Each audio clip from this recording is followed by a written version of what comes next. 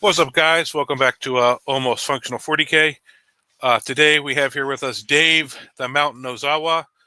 He's going to be joining the channel. He's a Grey Knights player. He's going to be doing some videos on Grey Knights. So that'll be something added extra to the channel, not just Space Wolves now. We're going to start having some Grey Knight content. Thank you, Matt. It's great to be here. I got the Almost Functional gear on, and I'm ready to put out some content. I've been playing the game for almost 15 years. It might be 15 years. Maybe it's like 12 years. It's somewhere around there. 12, 15 years. Predominantly Grey Knights. Mostly, I've won Best Grey Knights a long time ago when I was playing a lot. Got a little neat trophy, and I predominantly play Grey Knights to every event I go to. There's been a few exceptions throughout the editions where I started playing Eldar, and then I have a little bit of Marines and stuff. But most predominantly, and also I've tabbled a little bit in Death Guard, but I mostly predominantly play Grey Knight. And if you see me at an event, 99.5% of the time I'm going to have Grey Knights. There's been a couple team events. It's probably the only exception I can think of where we didn't. We needed to have an Eldar player or something, so then I brought my Eldar. But otherwise, I usually bring Grey Knights. Good or the bad when they're good, when they're bad. And right now they're looking pretty good, and I'm happy to share this with you guys. Yeah, and Dave tends to perform pretty well at most events he goes to. Him and I have been having battles for probably about as long as you've been playing. Yeah, I'm usually just maybe just one loss or one tie. I usually never really lose two games at an event, or I usually just win. I go undefeated, and I either win the event or finish top three. Yeah, I usually most events I go to, I always have a. I'm always in the contention. Usually, I'm always in the top contention. If not, I'll win something usually. But I've got a proven track record, and the last 4 events I've went to this year with the new detachment, I am undefeated. I am 12-0 with the last 4 RTTs. There's a GT coming up this weekend that Matt and I are both going to, and I'll be taking the same Grey Knight list that I played for those last 3 events, and then the 4th event was very similar to this list, but I just updated it a little bit to tweak it a little bit. And ever since I've tweaked it, I've had great success with it. Yeah. David's what I like to call the Quentin Slayer. The what? Quentin Slayer. Quentin. Yes. Quentin and I have very intense games. I don't want to say I No. Back in the day, but no. Quentin's a much better player than he was back then. Oh yeah. No, we love Quentin. I've tied Quentin the last event I played him at last year with the old detachment. And otherwise, Quentin and I kind of go back and forth. I like Quentin. Yeah. And Dave's real good friends with John Lennon, so yeah, we all used to.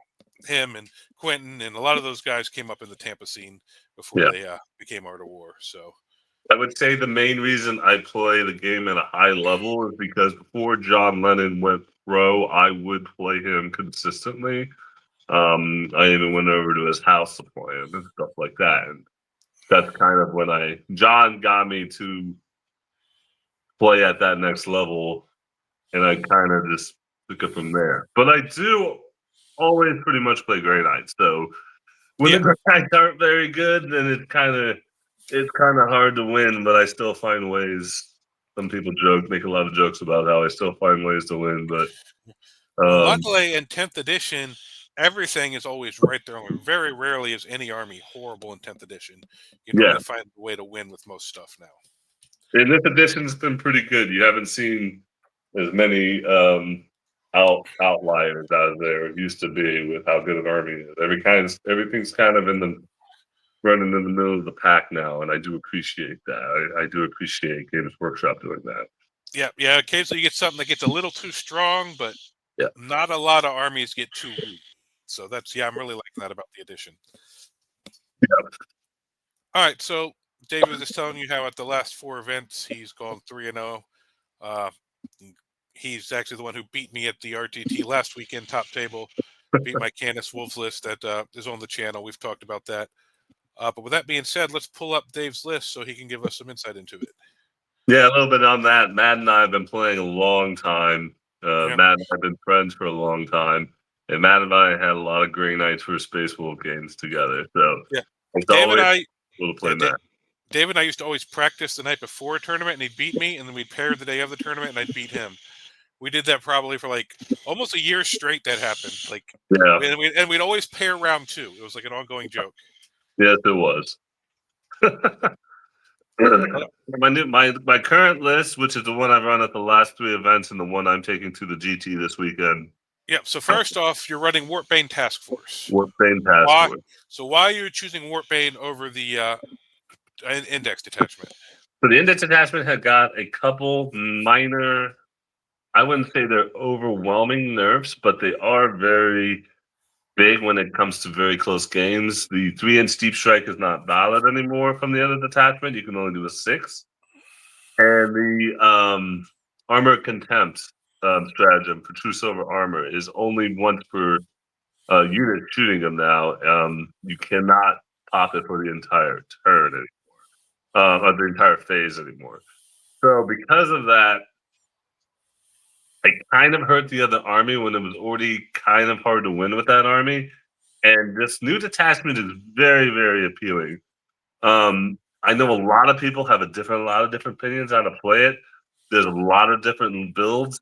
And when I say a lot of different, you're going to look at a lot of lists. They're going to be very similar because unfortunately, Grey Knights don't have a lot of units. You're kind of one of those more elite armies with with less profiles than a lot of other armies. But you get a lot of different nuances for what you take. And the Warpbane Detachment lets you play the game and it's on you. I would say the other detachment, the game is more putting the game on them, the other opponent, because let's say you go to a grand tournament, right? The other detachment relies on the stratagem Mist of Demos, where somebody walks within 9 and then you mist away and you jump off the board and then you probably rapid ingress that unit back in. But in most games, people know how to play that. And then when they do fight you, they have these units. They want to charge you. They just don't move within 9 because they don't want you to miss, and they're going to try to do the 9-inch charge. So when you hit when you hit a GT and you play 5 games, you can have pretty good luck in the 4 of the 5 games where they don't roll the 9s. They're the average is playing like it should, but you're always going to hit those games where the person rolls and they make the 9s and then you can't really do much about it. You get stuck in combat against something you don't want to get stuck in combat with. Also, the other detachment is more about hiding and more about playing the mission and hiding around walls and kind of striking where you want to strike. This detachment is more about board control, and it's more about kind of a layered approach to approaching the other person's army and the board. This attachment puts the game more into your own, like how you play it. It's not going to be about how did the guy hit the 9-inch charge or not. It's more going to be about how you are playing the game and how you're using your units to maximum efficiency. So that is why I'm playing Warpbane. All right. So yeah, so basically it sounds like it gives you more control and puts your skill level piloting how the game goes as opposed to counting on what your opponent does. Yeah, or counting on what your opponent rolls. Like sometimes your Yeah. opponent's going to roll 9-inch charges and you're going to get stuck. And Yeah, the other guy. because some armies have buffs and built-in rerolls and like. Yeah. All right. And so first thing here, I see we have one character. We have one Grandmaster Nemesis Dreadnought. Why only one character? So that is a little bit up in the air for me. First off, I think the one character is perfect. I think that is what you want. It limits the assassination card. when the opponent draws it. But I would say there is argument to bring in the Tech Marine for 75 points and do 2 characters. Now, do I think that is optimal? I do not, because a Tech Marine is still just a 4 wound, 2 up save guy that's just going to get killed. But if you put the enhancement on him and you give him the mortals in combat on successful wounds and the Warpbane attachment, he does hit very hard. I can see an argument for bringing him. I just think that he's not great against a lot of things that you need to be good against. So I don't take him because I think just the 1 Grandmaster is sufficient. The 1 Grandmaster is what you want, I think. I see argument you could take 2, but the 1 Grandmaster gives you that one, I'm going to go in against a unit and get reroll hit, wound, and damage once per game round is what he does against the vehicle or monster. And you can't do that with 2 Grandmasters. You can't go in with 2 Masters and they both pop the 4 reroll hit, wound, and damage. You can only do it once per game round. So you only really want 1 of those. Also, the regular Dread Knight is better than the Grandmaster Dread Knight. I see argument that maybe the Grandmaster does have its perks, but overall, you want to run the regular Dread Knight for 3 and only the 1 Grandmaster. And 95% of your games, you're going to deep strike that Grandmaster, and then in half of those games, you're going to either rapid ingress him or bring him in on your go turn. And yeah, so and that's nice that you basically eliminate 1 secondary card out of the deck for your opponent, basically. Everything matters. It's a points-based game. Absolutely. And if you can deny those points, it really matters. Funny enough, so when that guy is in reserve, the 95% of the time, if they draw Assassination turn 1, it's not a card that you can redraw. So if they draw it turn 1, then it's a command point for them. They cannot score. It's impossible. But it is a double-edged sword, because if you get your Grandmaster killed turn 4 or turn 3 and they draw it turn 4 or 5, you've now lost your 1 character and they auto get 5. So it's a little, it's hit or miss when it comes to that. I do love it when they draw turn 1, though. Yep. All right, and then we got the Strike Squad. Obviously, 1 battle line, so they're there to give you sticky objectives and stuff like that. It's mostly in there for the scout. It's you want this detachment. Transports are very important, and having that 1 scouting transport is key in some games to victory.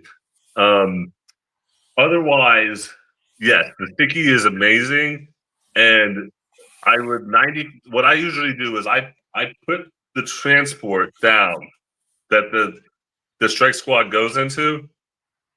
I should say this at the beginning. I have 5 infantry squads and I have 5 dedicated transports. Every infantry squad I have starts in a dedicated transport.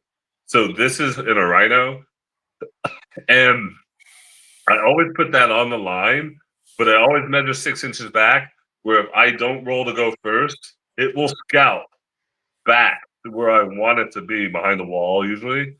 And if I do go, and you can't block that. He can't infiltrate and block you scouting back. You will always be able to do that. To put that where you want, like on the line, just make sure you can scout 6 inches and get behind the wall. Because if you go second, you're going to scout behind that wall. But if you go first, you want to go those 6 inches out, and you want to start making plays on the board to start the game. All right, yeah. So that being said, yeah, we rolled on here. So you got 3 Razorbacks with las cannons and 2 Rhinos, and they all have Hunter Killer missiles. Hunter Killers are the way to go. Hunter Killers give you that 1 big turn of either turn 1 or turn 2. You're going to put 3 las cannons out and 5 Hunter Killers out. And that'll kill a lot of stuff. It'll kill a lot of stuff. It's not consistent at all.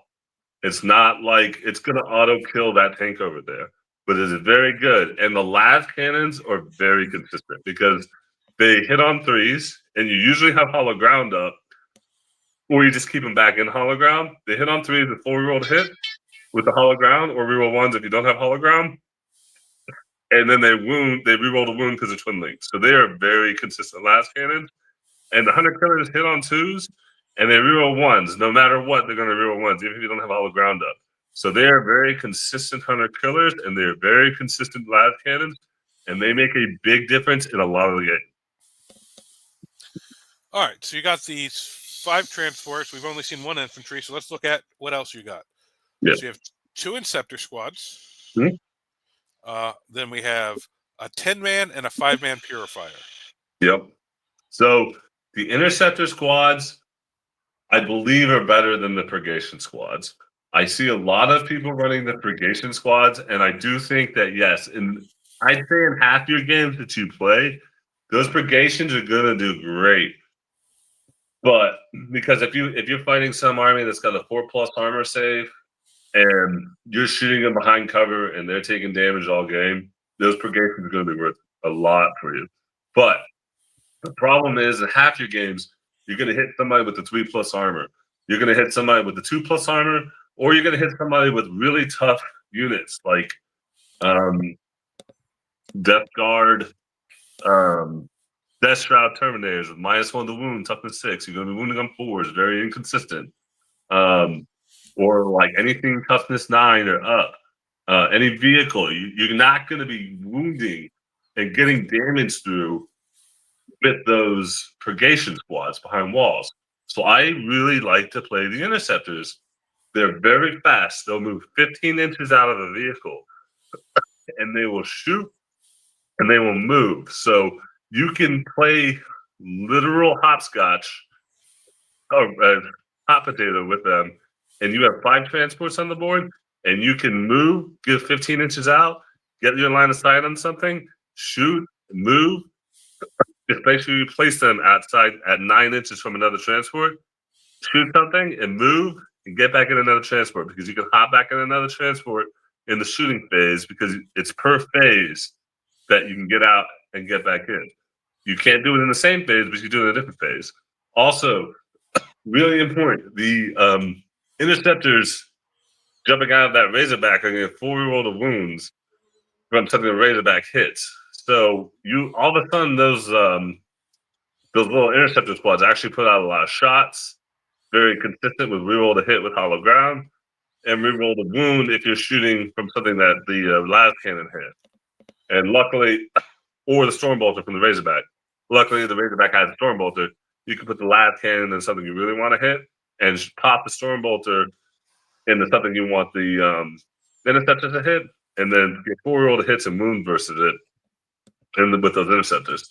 They're also great because they can go 15 inches. So once you're like starting to play aggressive with the Razorbacks, if they give you like that home field on the backfield, if they leave it open for you, there's been a lot of games where I will be in the mid board and I'm playing hopscotch with my interceptors, and then I see an opening on the board, and I'll go from my transport, and I'll dive 15 inches from the transport with the interceptors and go charge something, whether that be on their opponent's natural expansion objective or on the home field. And those interceptors hit pretty good. The one big thing about the Grey Knight infantry, everything hits pretty good in combat. Everything is strength 6, AP 2 damage.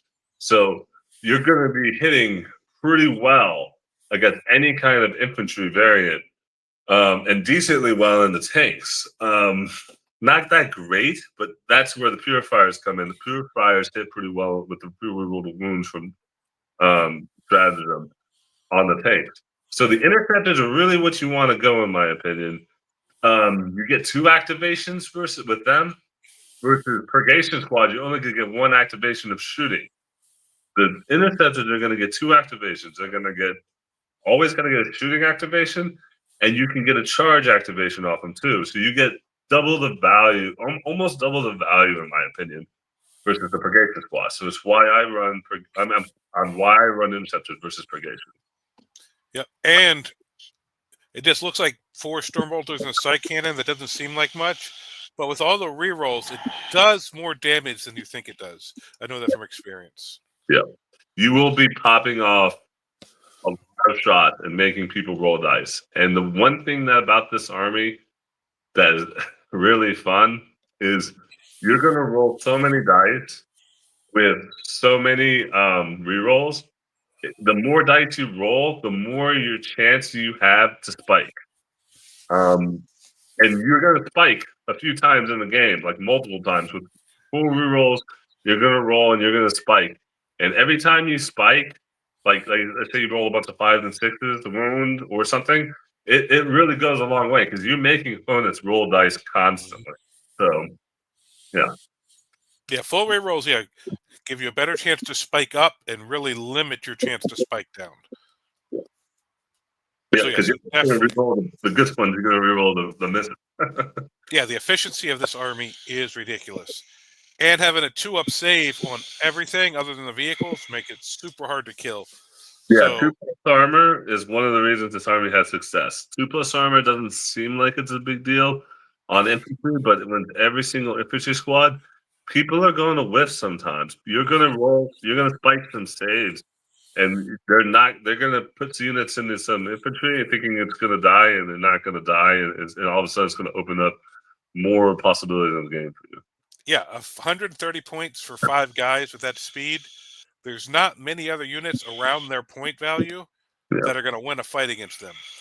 The unit has to be really a lot more expensive than them to really be efficient into them.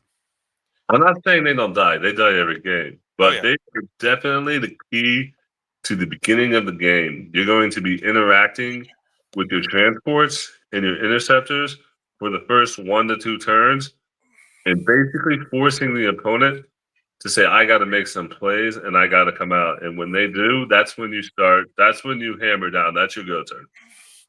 yeah. You just keep jumping out, being annoying, hopscotching, shooting them with Razorbacks, shooting them with the Interceptors, jumping back in vehicles, maybe getting some shots with Dread Knights, which aren't hard to kill, which Yep. aren't easy to kill.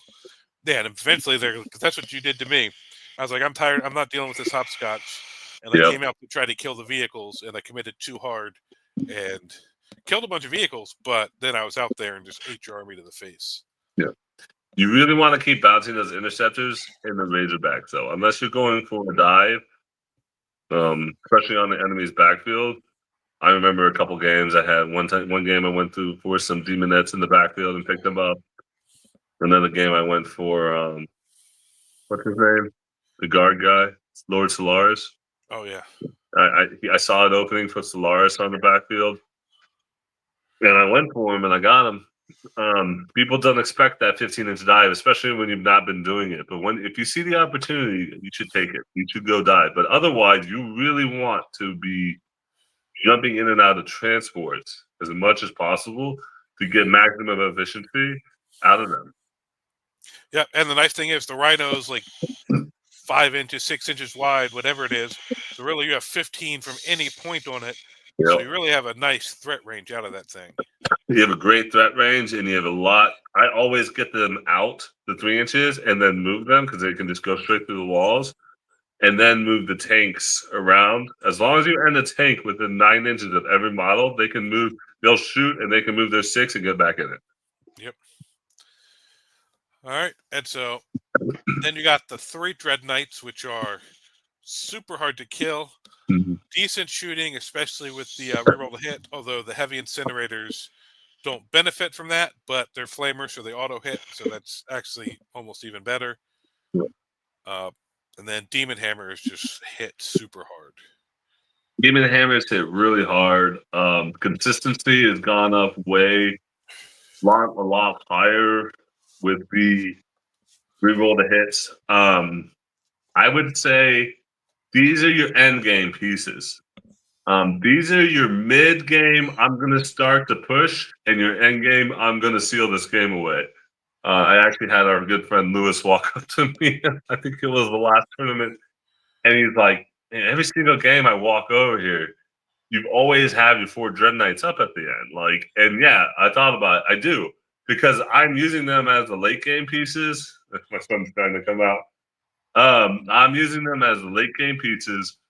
I'm frontlining with the Rhinos, and then I'm frontlining also with the Razorbacks, secondarily frontlining. So people have to get out and interact with them, or else they're just going to hold the objective and score. And then I'm hitting them with the infantry. That's the second layer. And then the third layer is going to be your Dread Knights. So by the time people fight through your Rhinos, your Razorbacks, your infantry, and they've been shot and fought by all of this, They usually run out of stuff. I usually prioritize what kills the Dread Knights and what kills my infantry with higher AP first. And usually they run out of. I'm gonna get my son real quick. Let him sit with me. They usually run out of stuff to deal with the Dread Knights, and when you run out of stuff to deal with the Dread Knights, nobody likes having 4 Dread Knights running around the board late game when they've lost all their high damage weapons. So they kind of steal the games. Yeah, because the stuff they have to expose to deal with the Rhinos and Razorbacks are normally the same things they want to deal with the Dread Knights. And exactly. most armies don't have a lot of things that can do that. So yes, you force them to expose the things that the Dread Knights would be scared of. You eliminate it, and then the Dread Knights push, and people just can't deal with them. That's exactly how this army plays. Most armies do not have tons of anti-tank. They have their dedicated anti-tank units. And when you're pushing with Rhinos and Razorbacks on objectives that they have to deal with, they're bringing those out to usually kill those. And then you follow up, you kill them, and now you're kind of open and you're kind of free. Like if you're playing Eldar, your number one priorities are the Fire Dragons. Your number 2 priority are the Dark Reapers. Yep. And if you can pick up the Fire Dragons and the Dark Reapers, you're gonna win that game usually. I've played Eldar multiple times now, and I haven't lost to them other than like the first couple practice games I played online. Like I didn't know what they did, but every tournament, the last like 3 tournaments I think I played them, I haven't lost. I haven't lost like hardly any practice games to them. I don't think I've lost any practice games to them. I actually think it's like kind of one of the easier matchups, to be fair, because of how they play and how I play. Honestly, Eldar, this is tangent on Eldar, they struggle into Imperial and Chaos Knights, they struggle into Grey Knights, and they struggle into my Thunderwolf spam. Those aren't the profiles they're designed to kill, which is why I think you're seeing some of those armies like Imperial Knights do well, because everybody's countering Eldar, and those armies beat Eldar and beat the armies that are trying to counter Eldar. And funny enough, the counter to my army is going to be Ironstorm. It's going to be 2+ armor vehicles, or 2+ armor things like armor contempt with like 4 wounds. You don't see that a lot right now. You don't see those what are they called? Those tanks with the 2+ armor and they shoot the cannons, the Devastator cannons. Oh, Vindicators? You don't see Vindicators right now as much because Eldar just picks them up. Eldar just absolutely destroys them. And because those aren't in the meta, that's kind of a key to my success, because if those are in the meta, this list would be having a lot harder time. This is my son, by the way. All right, so that's kind of a surface introduction to Dave's list. He's going to be we got to talk about the Purifiers. Do what? Oh yeah, get into the Purifiers. All right, so the Purifiers, extremely key unit. They make the whole detachment work. I've got one big 10-man unit, and I got one big 1 5-man unit. They're all kitted out close combat. I don't take shooting on them, and they hit really hard with a 4-year-old a wound. I dive the 10-man unit into hard to kill units. I don't want to wound on 6s. I want to go wounds on 5s, and they have to deal with them. They will have to dedicate a lot into them to kill them, and it really opens them up for the Dread Knights to kind of pick up whatever killed them. A lot of my games rely on digging people out, and this detachment with the transports really do that. And the Purifiers can really get in and disrupt people, and they really got to come out to deal with them too. And when they do, that's when the game starts to open up, and you start hitting them with the Dread Knights. So the Purifiers really do make the list work. They let you do the 6-inch steep strike when you don't have hollow ground up, and they let you do it with anything in this list that's infantry, because I don't have any Terminators. So even if you've got the 1 squad left, like it's turn 4, and you've only got 1 squad left, that's fine of Purifiers, because you could still drop in at 9 with the 1 squad Purifiers and drop in the interceptors at 6 and then shoot and charge with them as for 6-inch charge. So they make the list work. Yeah, they make because they keep everybody with the rerolls, so they just really keep the army efficient. They have a strategy for 4-year-old wounds, and I'd say I'd say 8 out of 5 times they're just using that for close combat.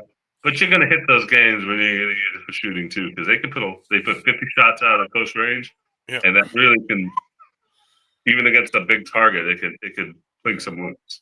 Yeah, and that's a reason to keep them in a big squad so that they really benefit. You're putting that strat on 10 guys instead of 5. Well, I see some people run 3 5s instead of a 10 and a 5, but the 10-man it ups the efficiency of that stratagem. you see the argument for running 3-5. I just like the 3-10 because when I hit something with that 10-man, I want it to die. I don't want to mess around. I want it to go and kill that unit. And if you're running a 5-man, it doesn't always do it. But when you're running a 10-man, it usually does. Also, this detachment really does want MSU. You really want a lot of units, and you want a lot of smaller units. That's the only big unit I have. Everything else is going to be the one-off infantry. I mean, the one-off transports and the Dread Knights walking around. Everything else is 5-man squads. And this detachment really wants that. It really wants lots of little squads. I have 14 units in the list, and 14 units has played well for me. Yep. Yeah, for Grey Knights, having 14 units is huge. It's the cheapness of the transports really ups your. Unless you play Purge the Foe, that's the only time it might be a detriment. But the rest of the time, that's a really good thing. Yep. All right. Well, like I was saying, Dave is going to be doing a lot more on Grey Knights on the channel. He'll be getting more in depth into lists, tactics into certain armies. Probably getting more in depth into each detachment. This is just kind of a surface look at what the list is, kind of how it performs. But yeah, so keep eyes out. Dave will be definitely putting more. Yep. I think we got broken up. We broke up a little bit, Matt. What was that? Big Grey Knights. Yeah.